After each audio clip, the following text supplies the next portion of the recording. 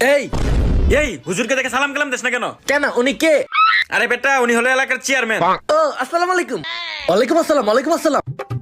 পাইছি একটা মুরগি, এটাকে বিচার করে টাকা হাতায় নিব। এই ওর হাত পা এখনই ধরবি, ও আমার সাথে প্রথমে বেয়াদবি করছে। ধর।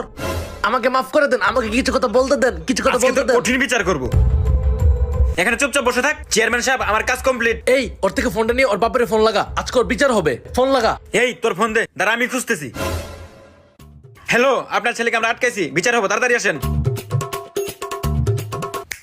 ওই আমার ছেলে কি করছে রে?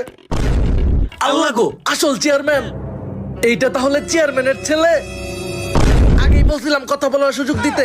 চেয়ারম্যান সাহেব, আমরা অনেক সরি, আমরা জানতাম না এটা আপনার ছেলে।